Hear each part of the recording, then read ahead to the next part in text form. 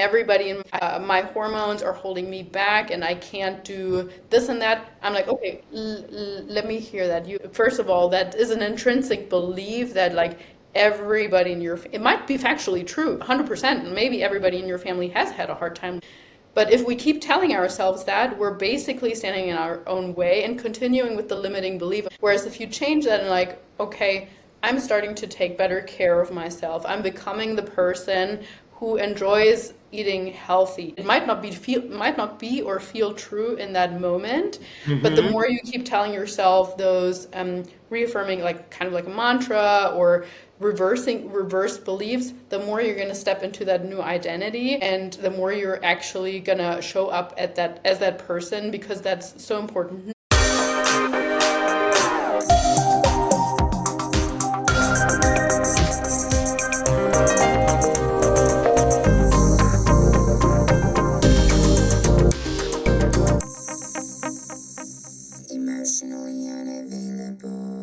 Welcome to Emotionally Unavailable, the podcast where we dive deep into the world of emotional availability and intimacy. I'm your host, Malisa Hepner, and I can't tell you how excited I am to have you join me on this journey of self-discovery and connection. Whether you're navigating the complexities of relationships or exploring your own emotional landscape, this podcast is here to inspire, empower, and entertain. So get cozy and let's explore the depths of human emotions together.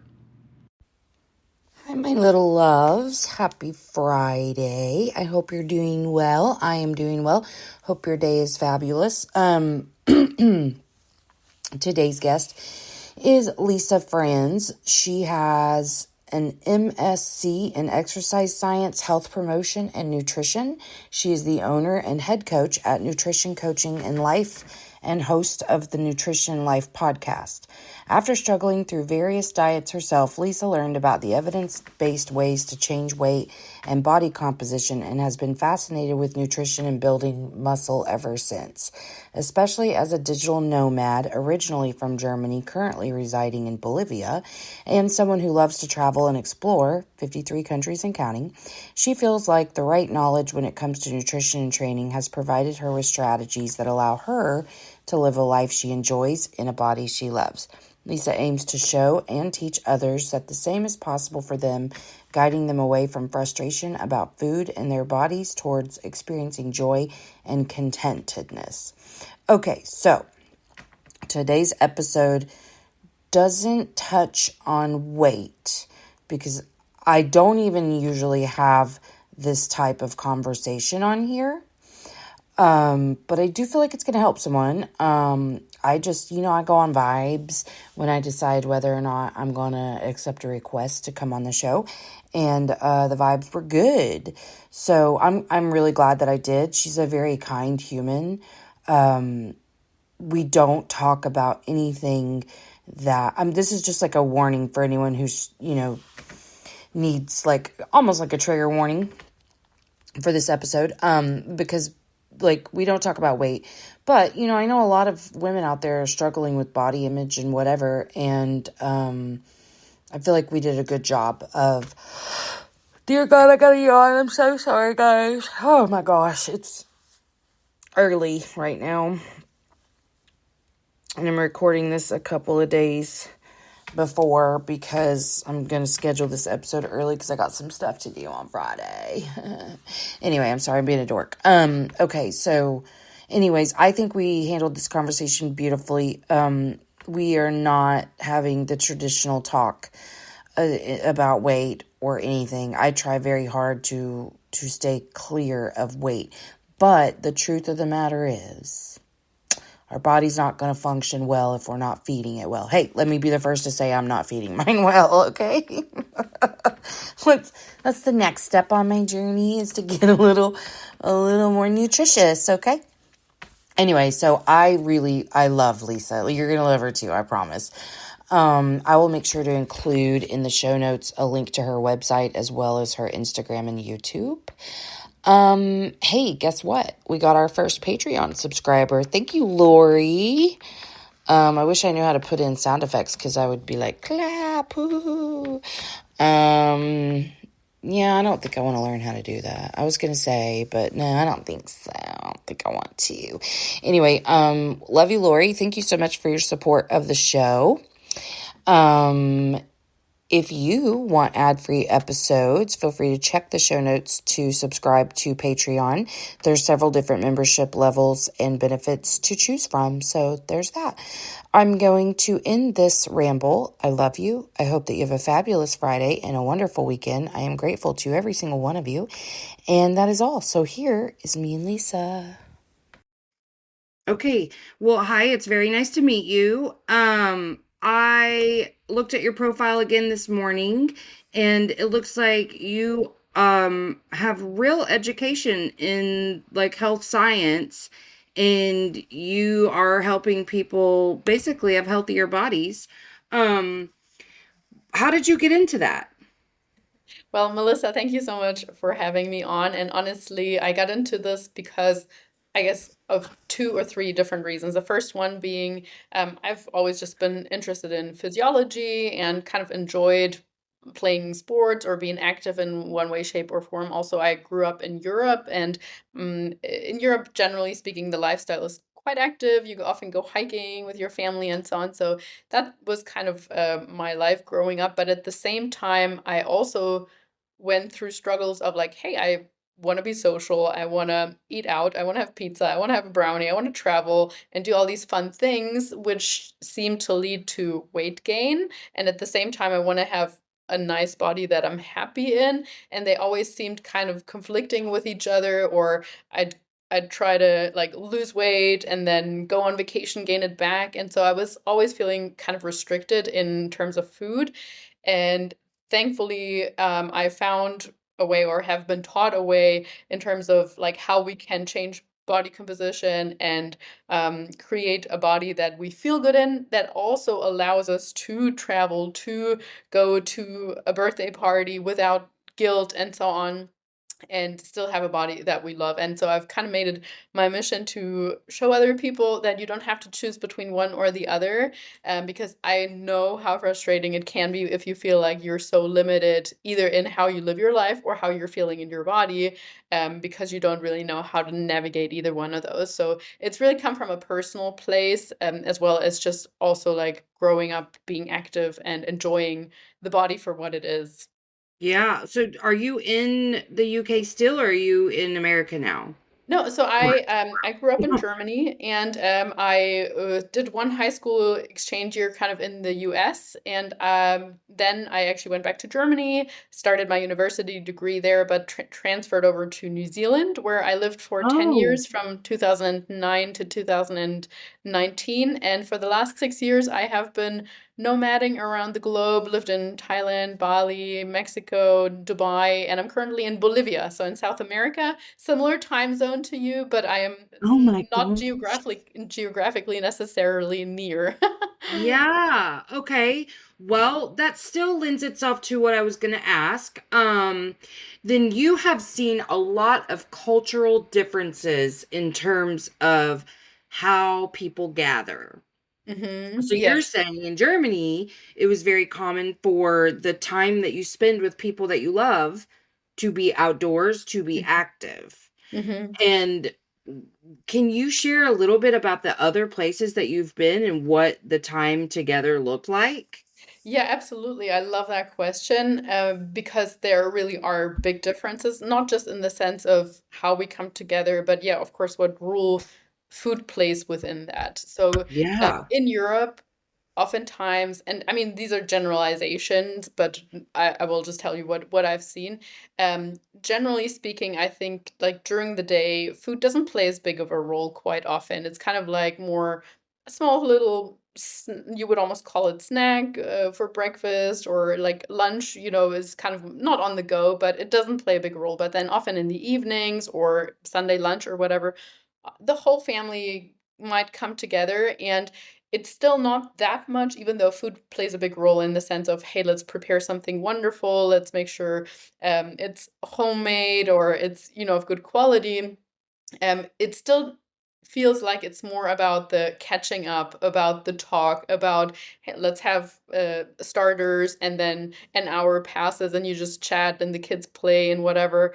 And then the main might come out and you kind of share. It's more like family style. And then another hour or two go by and you have a little bit of dessert. But it's not like the main thing where it's just like, we're going to go out for dinner and then you shove it all in and half an hour later Yeah. you leave. So don't get me wrong, like I actually love the food in the States. Oftentimes people just Don't say, we all, sister? It's good. It's I good. mean, sometimes globally speaking, people are like, oh, well, it's just fast food. It's not good quality. I think it really depends on where you look, Oh, who sure. or where you go Yeah. to there, because there's like some of the best steak I've ever had was in the Midwest. West. Some of the best potatoes I've ever had were like somewhere in the US as well, or like other things as well. So there really is good quality food. But in terms of like the speed of how we eat, one thing I couldn't get my head around at first, and I'm still having issues with sometimes, that you're eating and the waiter might already bring you the check while you might not even have started eating basically, and they're bringing you the check. And like I understand logically, A, they want to have a fast turnover because they want their tables to be filled so that they get more tips. And B, people don't necessarily linger for that long. But in Europe, that would be unheard of. That would be you would feel like they are kicking you out and they don't want you to be in there. Whereas like in many European places, the owner, they want you to stay for as long as you like, or like long, Wow. long, long, because they make more money with like the beverages and the drinks, and they want you to feel at home and like take your time, everything is slower, that sort of thing. So if you were brought Wow. the check while you're still eating, yeah, I was working in hospitality quite a bit when I was in high school, and even later then as well. And it was always like a rule: the person, like if they still had a little bit on their plate, or unless they, you have to ask, wait for them to ask for the check. You would never just bring them the check. So, I mean, My that's one gosh, thing. that's crazy to me. Because, Yeah, like, it is etiquette here to like get your ass up off that table, yeah, yeah, yeah, because you know that the waiter doesn't want you sitting there too long. And it really like I'm just dying laughing because I will ask for the check when my food is delivered so yeah, that when we're done eating, we go. Because exactly. if not, then you're waiting sometimes forever for the check and like what, we're just gonna sit here and talk? Like, Yeah, no, I mean, I you can know? totally see But I both like the points. other way better. I wish we were more like centered around the activity instead of the food. You know what I mean? Well, absolutely. I do like I totally get both points of view. I'm not saying one is right and one is wrong, but when it Yeah, but comes it's to different. it's different, and when it comes to mindful eating and just slowing down, because Mhm. honestly, Melissa, one of the main things that I work on with people is often just like less multitasking, more single tasking. We're all like we're Yes. eating, and while you have something on your fork, you might not even have put it on your in your mouth, and you're already thinking about the next bite while you're scrolling on the phone, and maybe even driving at the same time, or hopefully not all these three things at the same time, but you know, Yeah. so multitasking to the max, and our body, we're not giving our bodies the chance to actually register that it's supposed to digest, it's supposed to get fuller, and your satiety is supposed to set in. So simply by slowing down more and by being more mindful when we're eating, maybe putting down your fork between bites, maybe taking a couple of deep breaths before you even start eating to get out of that doing sympathetic nervous system drive and into your rest and digest Yeah. system drive is often like super, super helpful. And of course, with that, taking a few bites, having a nice chat, taking a few bites, having a nice chat, instead of just thinking we're just going there for the food. Once the food is done, we're leaving. But yeah, of Right. course, with the American lifestyle, everything being faster, and you're like, I need to get back to my next tasks and so on, it makes sense. Again, I'm not blaming anybody here. And another interesting observation I have had, especially now in Latin America as well, is that quite often here, lunch is actually the big meal, which again, like debatable whether that's good or bad. For the people here, for instance, it means breakfast is very light, very small, again, more like a snack type of thing, and dinner is very light. So they might not struggle as much with going to bed feeling really heavy, or things like that. I don't know if I personally would like to have a huge lunch after which I probably would want to take a nap instead of Yeah, me too. continuing to. Yeah. Yeah, so like how does that work practically speaking? But for them, it really like lunch is the big thing. Often you go with, business people or with your work colleagues as well. And but they always take like a full hour, maybe more, to just sit down, have a proper meal, and then instead of eating by the desk or so, which many of us are sometimes inclined to do also. So just some interesting observations, but more so, I mean, food wise, unfortunately or fortunately, globalization, yes, has led to also even here things like they don't call it DoorDash, but it does exist, like the delivery services and all this. When I was growing up in Germany, 20 years ago or whatever, we went out for food maybe once a week, and there was no drive-throughs, there was nothing like that. It was almost only home cooked meals. And like when we went out for food, it was like a big thing. You put on some nice clothes and you like really appreciate that your parents were paying for that. It's not like where some people almost only order their food nowadays and hardly ever cook. So I do think that that is a little bit unfortunate. And again, one of the recommendations I often give people if they want to lose weight is really like start preparing a few more of your meals at home. It doesn't need to mean that you need to eat a salad for every single meal, but even cooking up some throwing some chicken in the crock pot, cooking up some microwave rice and micro vegetables, that's often better and faster all in all than going through the drive-through all the time, just because restaurants, they tend to always use more oils, more additives like sugars and whatever in all their sauces to make it tastier, obviously, so that we keep coming back there. um, but yeah, beyond the food point, also just in terms of lifestyle, it really is, especially also here in Latin America or in the Asian countries, more active. All in all, like you walk to more places. Of course, it's also a little bit more strenuous. You carry your groceries around. Nothing like grocery delivery and all these things. So even through that, of course, they have a higher energy expenditure, and we often underestimate how much that even just the day-to-day activities make up in our energy expenditure. Sometimes we think it's just the calories we burn in the gym that matter, but it's really like even gesturing, even walking up the stairs, parking further away, and walking to places plays a big role. And I'll give you an example. I went to the States maybe a year ago for to visit a friend. One of my best friends, she lives in Texas, and I went to the gym in the morning. I wanted to go to the Starbucks across the road to meet her for breakfast, and it was like literally across the road.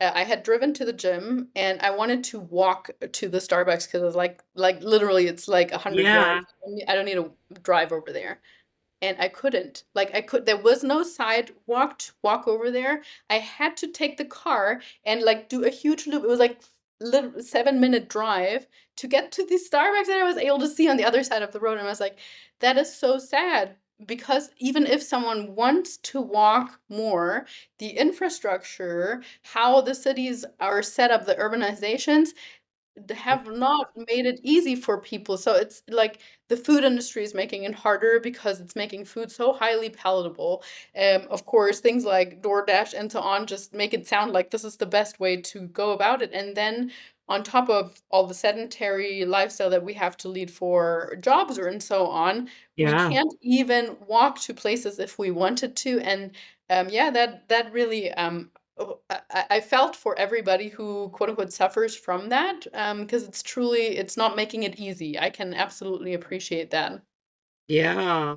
Yeah, we don't have a lot of walkable cities. I mean, there are some up north, but like in general, it's just not the thing. And it is very much set up for automobiles. I mean, it's not just Yes, not walkable, it's like yes, impossible. Like you said, I can picture exactly what you're talking about, like how the roads are. I mean, it's kind of hard to drive there too. So, yes, yeah, absolutely.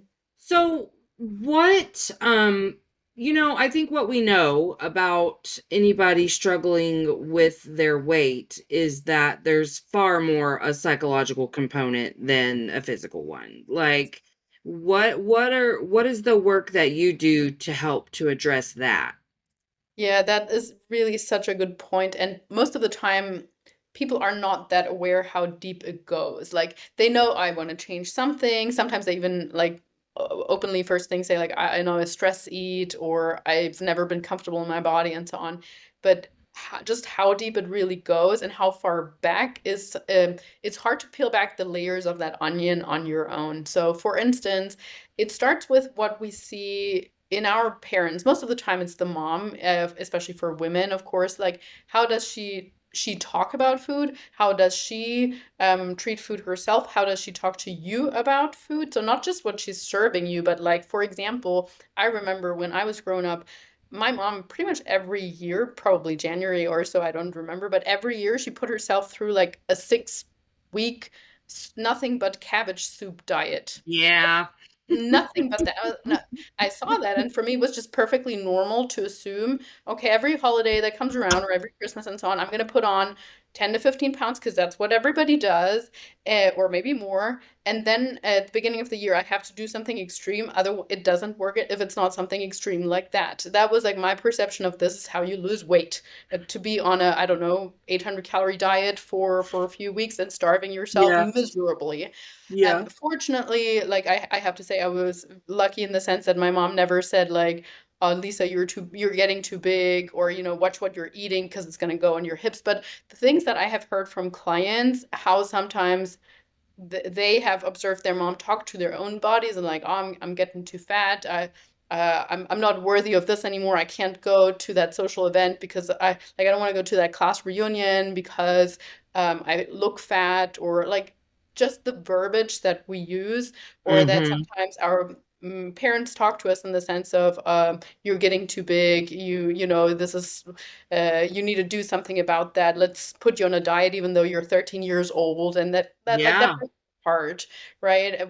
But we have to go, sometimes we have to go back that far. And then, of course, with that, often is it things like how have you been, quote unquote, taught to deal with stress or to celebrate things, for example.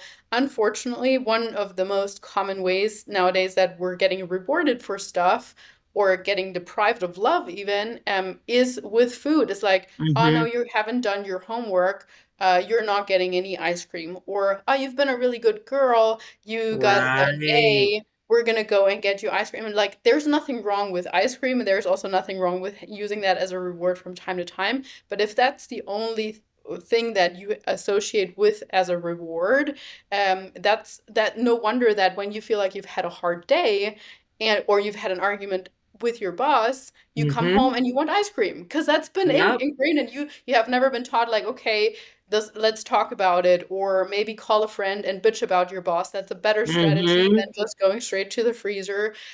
Or you got that promotion at work. Maybe you want to go and sign up for that yoga retreat that you've been wanting to do for so long instead of just only celebrating with food. Like, yes, food can and should be part of celebrations, but it should not be the only reward system that you know. Yeah. It really, honestly, Melissa, it goes so deep, and often it starts with the little things that we can detect ourselves, or me as a coach, for example, even just in a first strategy call. Let's say someone talks to me and they're like, I've never been able to keep the weight off. Everybody in my family has a hard time losing weight. I've just really hated all the diets that I've put myself on in the past. My hormones are holding me back, and I can't do this and that. I'm like, okay, let me hear that. First of all, that is an intrinsic belief that like everybody in your it might be factually true 100%, and maybe everybody in your family has had a hard time losing weight, but if we keep telling ourselves that, we're basically standing in our own way and continuing with the limiting belief of like, I can never, no matter what happens, I can never lose weight because it's a fact that it doesn't work for my family. Whereas if you change that and like, okay, I'm starting to take better care of myself, I'm becoming the person who enjoys eating healthy. It might not be or feel true in that moment, but the Mm-hmm. more you keep telling yourself those reaffirming, like kind of like a mantra, or reversed beliefs, the more you're going to step into that new identity, and the more you're actually going to show up at that as that person, because that's so important. No change in weight loss or otherwise is going to stick if you try to drag your old identity along with you. You need to cut certain parts out. That is just, it's hard, but it's a fact. And that might mean maybe no longer binge drinking with the people that you thought were your friends but are not supporting your health endeavors, or maybe cutting down the daily wine and just making it once a week, and really looking at it as something special, as opposed to just a coping mechanism that you always resort to. So we really have to look at, like, who am I wanting to become, and what kind of habits does that person have, as opposed to just saying, I want to lose 20 pounds. Full stop. Mm-hmm. Like, okay. And even there, like, what's so special about the 20 pound, or how do you think you're going to feel differently when you get to the 20 pounds? Is that because the last time you were really happy, you were 20 pounds lighter? Or what would you say if someone gave you your dream body, and that dream body was actually 10 pounds heavier than you think you have in your mind? Like, like sometimes there's something specific about why we're attaching value or something, or like a specific goal to a certain number. Oh, that's so true. Yeah, as you're speaking, I'm like guilty because, like, well, man, I have some really, like, in the 80s, it wasn't just allowed, it was really encouraged to give your children eating disorders. Yeah. And I was raised by a grandma who was literally so tiny. Like, she had a great metabolism, but she also was very high strung and had a ton of anxiety. And so she was one of those people that it really affected her appetite. That's what it boiled down to. And she smoked endless amounts of non-filtered cigarettes and drank coffee all day. So yeah, she didn't like to eat that much. You know what I mean? So she didn't understand our love of food. But she kind of did, but she didn't understand the ability to eat at the quantity that we could. So there was that, but she would do things like um as I got older, I mean she said stuff about like weight. Like when I got stretch marks at puberty, I remember driving in the car and her looking over and being like, you have stretch marks. And just like the shame over my entire like being, because I didn't even know what that was. And I was like, what is that? And then how do you think I responded when girls at school noticed them and said so? I was like, no, I was born with that. I don't know what that is. It was awful. And then like as I got older, I was always on a diet. And so she'd be like, because if I wasn't on a diet, she would nonstop police what I was eating. When I was visiting her, she'd be like, do you really need that cookie? Mm. And then when I was on a diet, if I didn't accept whatever treat she had there, because God knows she always had it around because she could eat one and not 100. You know what I mean? Um, she'd be like, you can have just one cookie. And I'm like, Grandma, why are you always trying to sabotage my efforts? Like, either you're going to like support the fact that I'm trying to lose weight or shut up. And so then when I had kids, that oldest one, excuse me, I'm so sorry. I really had not made any sort of peace with my body when I had him. And so I never talked about weight, or well, I might have talked badly about myself. I don't remember, but I do know when he got to where he wasn't feeling great about himself in like high school and wanted to start a diet, I didn't like discourage that. Like I Mhm. was like, okay, like totally different now. Like where my daughter, who's like 11 years younger than him, she's 11 now. I've never once said a single bad thing about myself, like my physical stuff around her. I don't allow anybody in this house to even like call somebody else fat. Like it's not a word in anyone in the vocabulary. Y'all can say it if she's not around, but like we do not talk about it at all. And we don't comment on other people's bodies at all. Like nothing. Not their size, not the fact that they are missing an arm, nothing. I mean, we do not No, comment on bodies. I And when she that's was little, amazing. she asked me about it, and I'm like, well, because she was in the shower with me, like, she's probably like 3, and she's like, you have a big belly. And I just went through, like, yeah, some people have this size belly, like small, medium, large, like our bodies come in all shapes and sizes, whatever, because she's gonna figure all this shit out for herself. You know what I mean? She gonna get the beauty standards thrown at her trust. I mean, my hope is that that evolves. But I mean, I have said things like, as she's getting older and about to go through puberty, I mean, a very real thing in our family is that I had gestational diabetes with all 3 of the children, and that automatically puts them at an increased risk for type 2 diabetes, as well as a paternal grandma put me at risk because she had type 2 diabetes. So like it runs on my dad's side of the family. Okay, no worries. But like I have to educate you on that without making any food too bad or whatever. Like one day I was like, we probably do need to eat a little less sugar because blah, blah, blah. You know what I mean? But that was the only time I said it. Like I'm just kind of slowly dropping it into the conversation so that I don't want her to think anything is bad. And she's not bad. If you get type 2 diabetes, you're not bad. Like, like above all, I don't want shame to be the motivator, you It is know? it no, I love everything that you were saying. And again, like most people, I'm first of all, I'm not perfect in any way either, but I think most people they do just do what they think is right in the time. I'm sure that your grandma did as well, but I Yeah. do hope that we're shedding more and more light onto like, hey, what how we talk about things affects, even if they're toddlers, like literally it sinks in. So we have to be careful. And I love what you said there at the end about not fear mongering, not making anything bad or good, because for me truly I really really want people to learn to enjoy things in moderation and without guilt, so that you can get to a place where you're like, no, I'm consciously choosing this brownie, it looks amazing, not because I'm taking over from my animal instincts and I just like, I need Mhm. to have this, and afterwards I'm beating myself up for hours. But no, because I'm like, yeah, I've considered I want to eat that. I've had plenty of vegetables and protein today or over the course of the last 2 days, and I'm going to eat that because I know it's going to be delicious. And I can just move on from that. I don't need to have the entire, like, another 3 brownies after that and the tub of ice cream. I'm just gonna enjoy that, and that is it. And like, I really, really want people to understand that there's like no quote unquote good or bad things, of course, unless you're allergic to something. But Sure. that there are things that are more nutritious, we should have more of, and others that we maybe should limit and just at least not make it habitual, so that we're all like, if you have a brownie twice a day, that's something we do need to talk about, because it's gonna cut from some other healthier calories.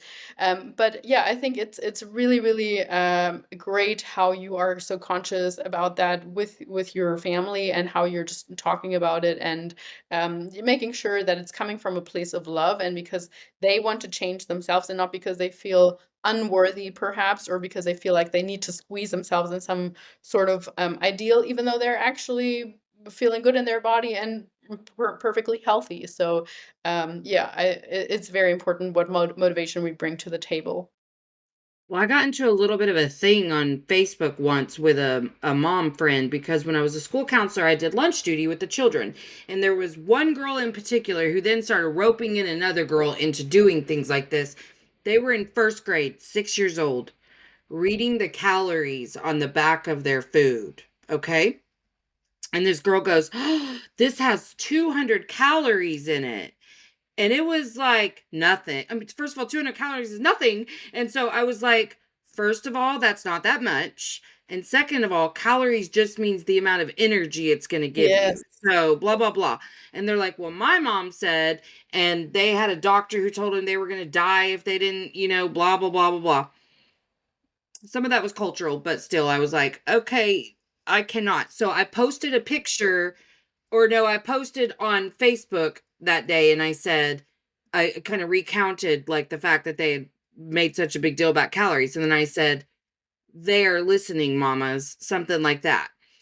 And so this mom who finds herself to be in the fitness space and the, kind of weight loss space, was like, well, and I know that she's really into tracking macros, and she was teaching her daughter all about weighing the food and macros and how, balance, blah, blah, blah. And I'm like, that's not teaching them balance. You're teaching them fucking perfectionism when you're weighing your food. You're teaching them a lot of bad shit when you're teaching them to weigh their food. You shouldn't have a fucking food scale in your house if you have children. That's my belief. You Yes. should not. You should not. And I don't care what anyone says about that, because your child's not learning to balance their eating when you're measuring your food. You're telling her you have to be perfect and you have to fit and you have to all of these things. And so I lovingly responded that I disagreed, but still. I think that's such a good point, and what that unfortunately is taking away from some of these kids later on, women or people in general, uh, is how to listen to actually their own body. Like, Yes. when are you actually full? When are you actually hungry? And just making choices more from what do I feel like eating? Yes, of course, we cannot always eat intuitively with all the modern day foods around, because they're designed for us to want to overeat them. They're But very generally addictive, speaking, yes. like when you should also not encourage you, like, I don't know about you, but I grew up with the whole saying of like, you need to eat everything that's on your plate. Otherwise, like my mom Right. always said, it's gonna be bad tomorrow. Yeah. Think of the starving kids in Africa. And like, I get the point. I also hate being wasteful when it comes to food and all these things. But me shoving in food, even though I'm no longer hungry, and just because of someone else starving many, many, many miles away, is not serving anybody. So rather getting in the habit of putting less on the plate and finishing when you're done or when you're actually satiated, I think that's so important. Because that is definitely the other extreme that I do see as well. People that just diet and diet and diet and diet, that cannot listen to their bodies anymore. And like that even transfers over into things like the whole sleep tracker things. I don't know about Yeah. you. I actually have used an Aura ring for a little while, more out of curiosity and because I had some sleep issues after working as a police officer for a few years, and it's basically destroying my circadian rhythm. And so I wanted to make sure I'm going through all the sleep stages and so on. And there's a lot of value to data, to all these trackers, whether it comes to down to, tracking your steps from time to time, or seeing again, like your sleep or period predictions, whatever else these things can do these days. But after I had it on for a year, I was like, this was enough. And sometimes I actually even felt like I woke up and I had a lot of energy. And I looked at the sleep tracker thing later on, and it told me like, you need to rest today because your recovery Yeah.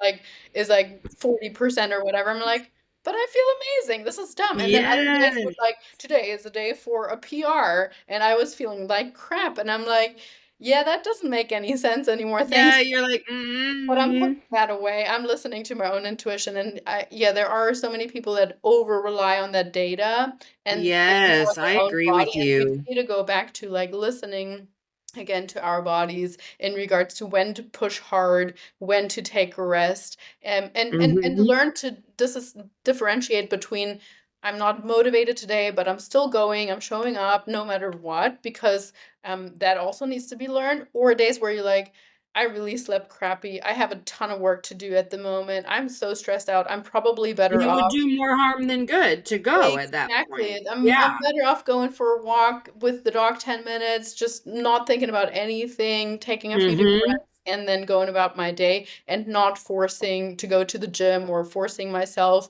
to starve just because I think I need to. So I think that's important for people to learn to connect with their bodies again.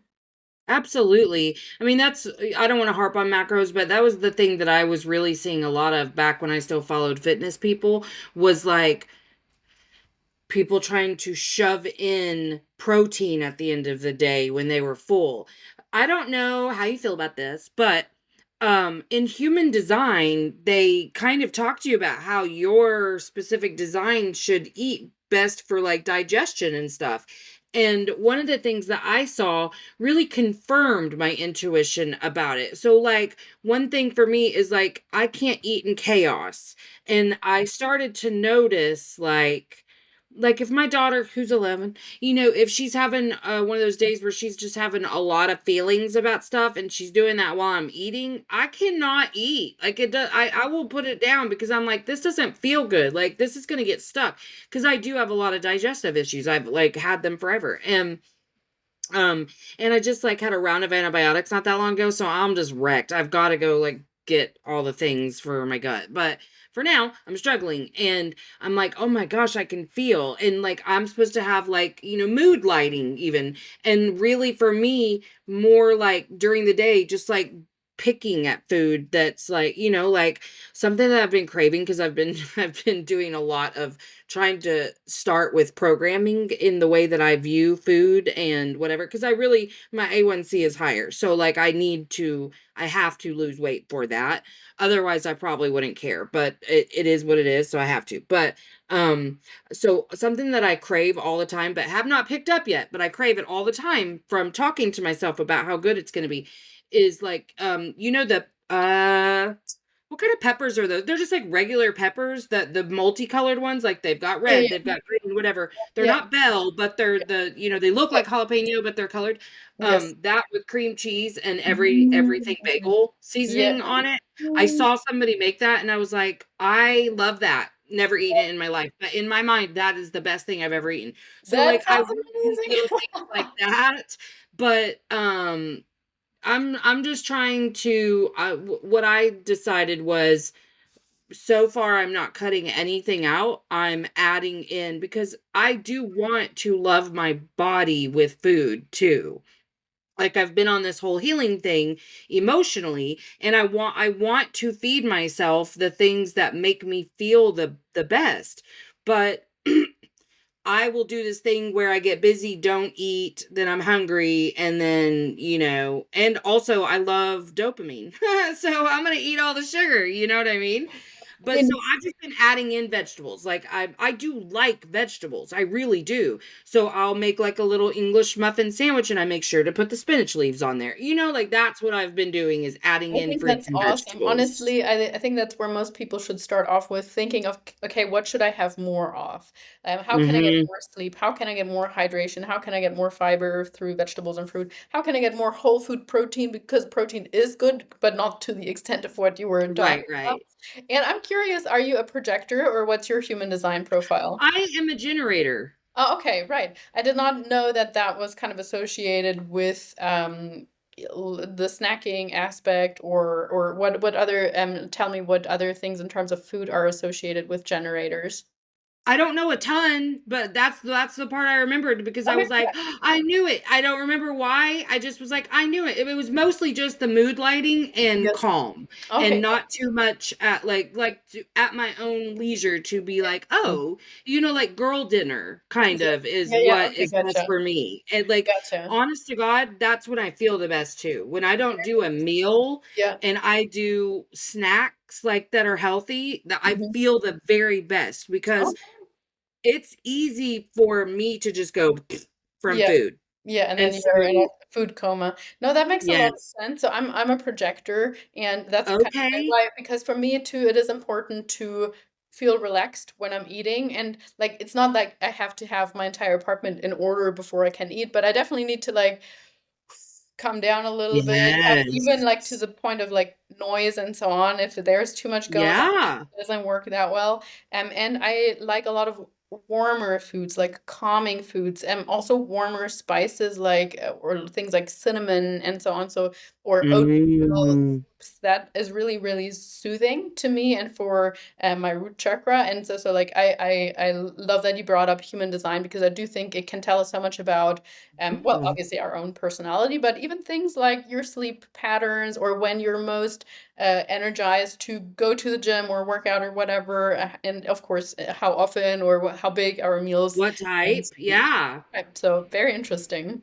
Yeah, I'm learning more, but I don't know like a ton, Yeah, but well, same here. well, but I'm also into astrology, Mhm. so I have a Virgo stellium, so I can get real into the numbers of things, Okay, yeah. and learning to balance that is really important for me because like I did back when I still hated myself, I did keto, and it turned into a full-blown eating disorder Yeah. because once I started with intermittent fasting, That's that was a gateway to not eating for me Mhm. because if I decide I'm going to do something, it's all or nothing. And so when I did intermittent fasting, if my window closed and I hadn't gotten a chance to eat that day, I didn't eat that day.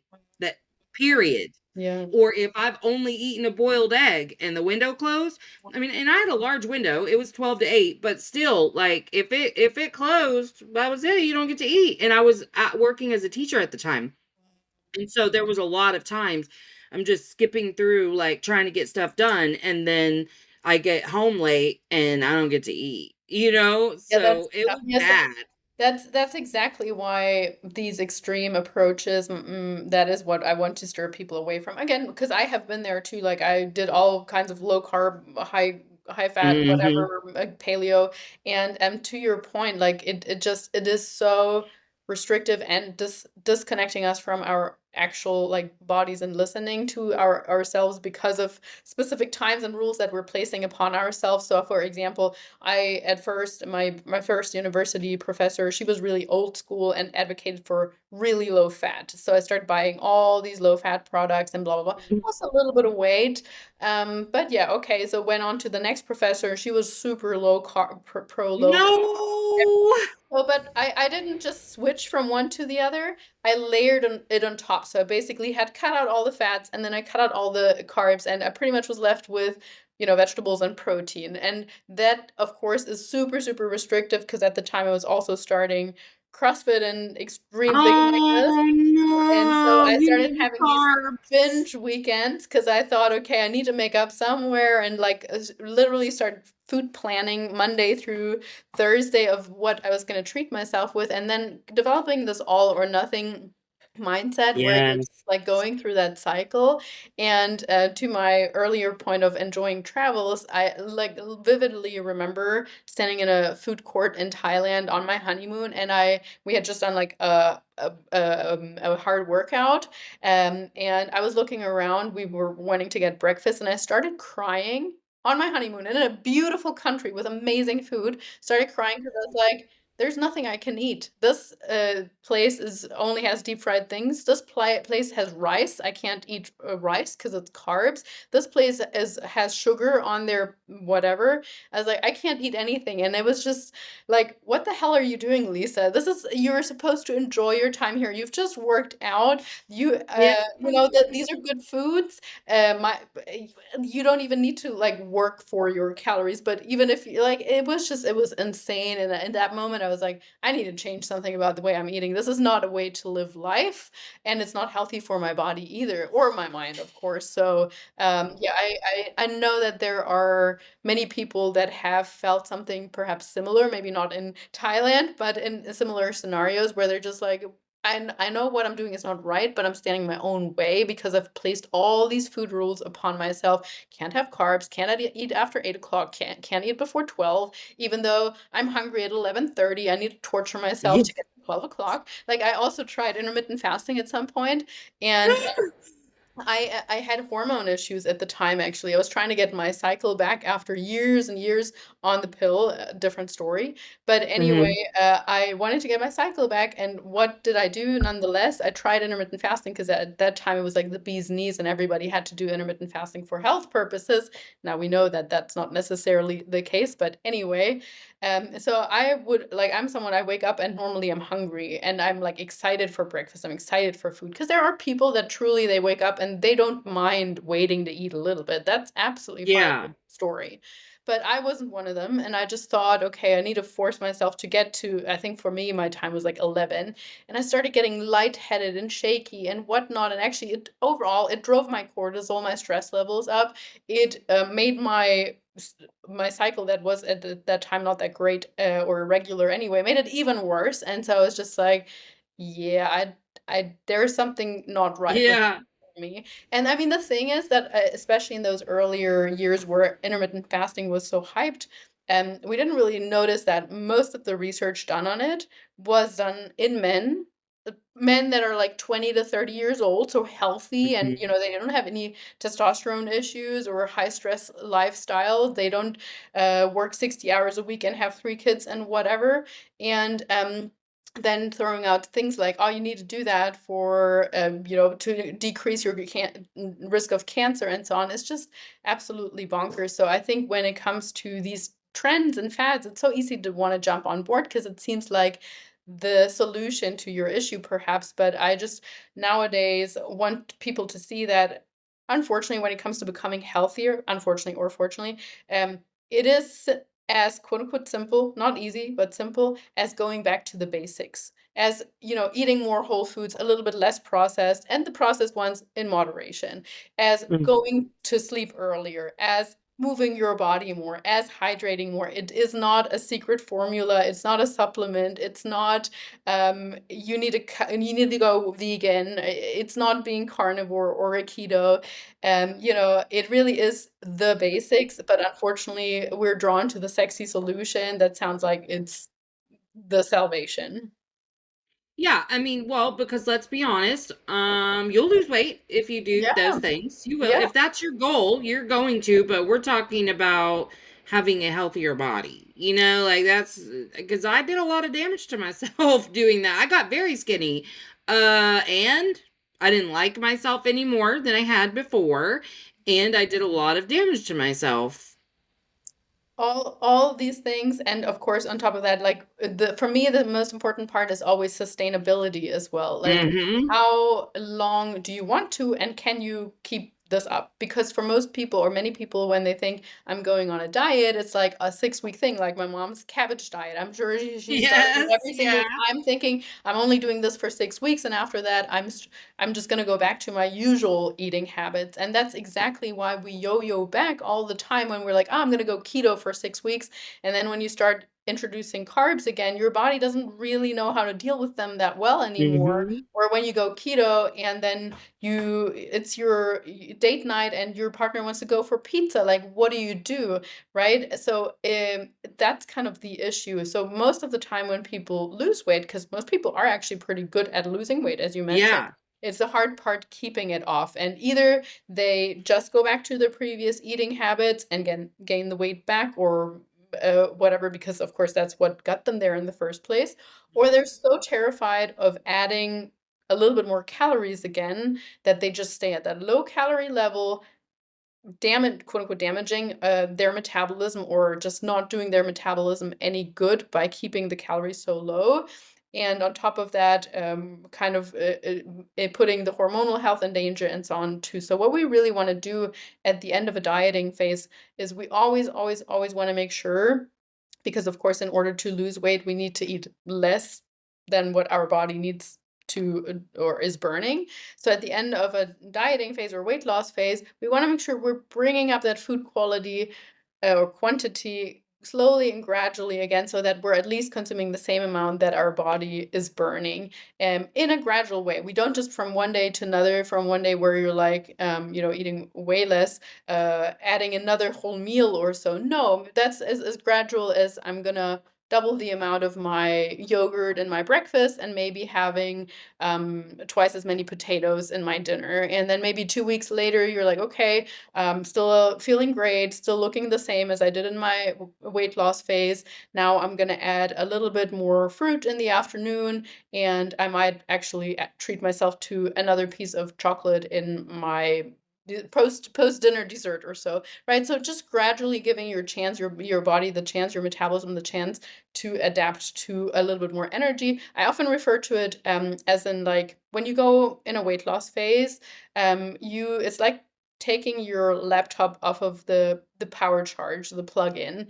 And at first everything functions well, you're losing weight and so on, but after a while it might go into like a little bit of a dimmer setting. It might stop doing all the backup processes and so on. And that's what happens to your metabolism after a few weeks of trying to lose weight also. It's not running quite as optimally anymore. You might also feel a little bit lower in energy, maybe a little more agitated, don't have as much energy in the gym. So that's kind of when we at some point then want to end our weight loss phase, and you plug the power plug back in. That's kind of like you adding a little bit more food, and gradually setting becomes brighter gradually, all the backup processes run again, and that's your metabolism and hormones functioning optimally again. So really, really important that we do that, and that we don't just stay in that low calorie intake, because in the long run, you're really not doing your body any good with that. Very good. Yeah. Well, as we wrap up, where can people find you?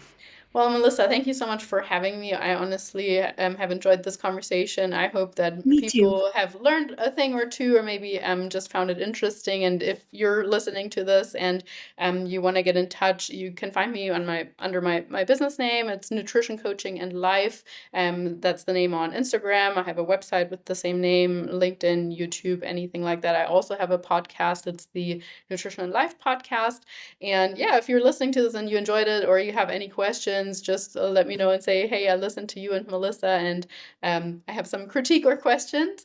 Anything is welcome. But yeah, I really also admire the work that you're doing, and just opening up and speaking honestly, and having wonderful guests on your podcast. So thank you for having me on. Well, thank you. Okay, I'm gonna stop, but if you will hang out for 1 sec. Yeah, I know it takes.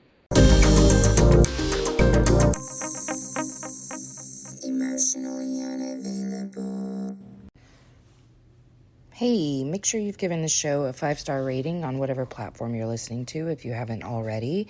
And check out my website, empoweredwithmelissahepner.org, or my link tree on Instagram at melissa.hepner to check out my latest offers or workshops. All right, that's it from me. So make sure that you check out the show notes for links. And until next time, let's all just keep swimming. Emotionally unavailable. INDEPE and cut.